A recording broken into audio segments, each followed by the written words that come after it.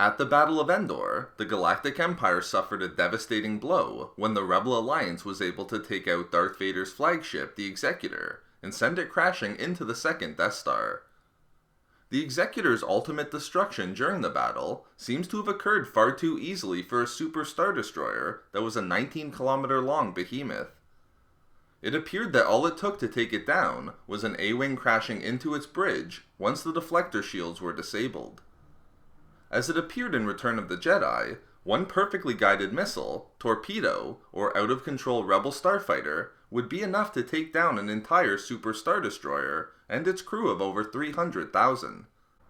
But is this really the full story behind the destruction of the Executor? Or did other events combine, wherein the A-Wing's destruction of the bridge was the final attack that resulted in sending the Super Star Destroyer plunging to its doom into the Death Star? In this video expose, I will explain how a single Rebel Starfighter took down the Executor, and the final actions in the Battle of Endor that ensured the destruction of the Super Star Destroyer.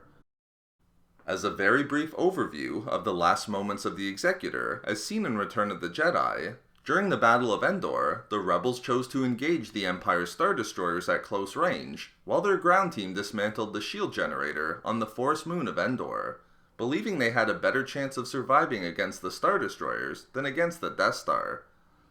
Further, during the space battle between the Empire and the Rebels, Fleet Commander Admiral Akbar ordered the Rebel fleet to concentrate all fire on the Executor.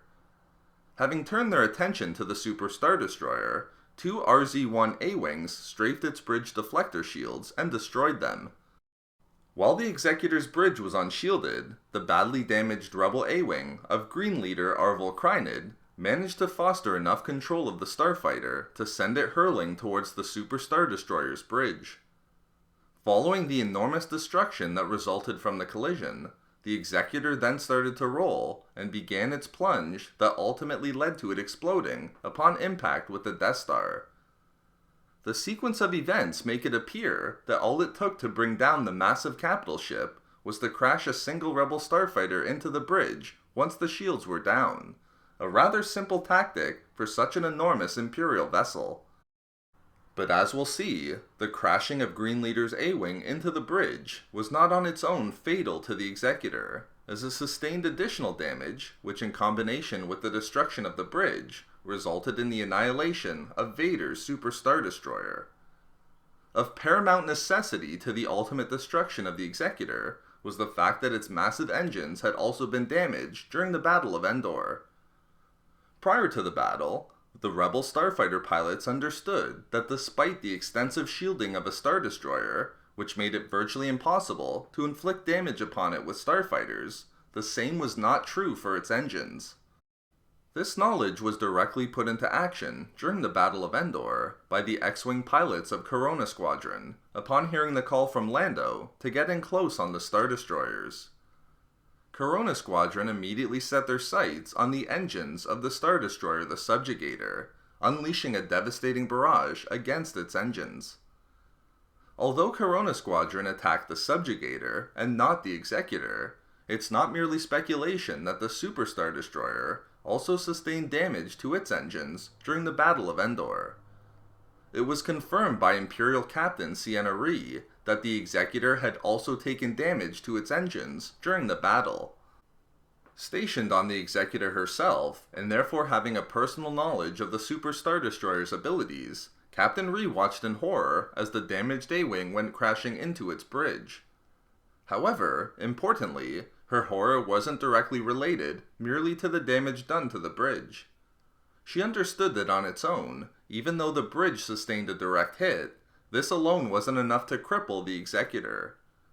Captain Ree knew that the Executor was doomed because of the combination of damage it sustained to its bridge and to its engines. Each on their own were not fatal to the Super Star Destroyer.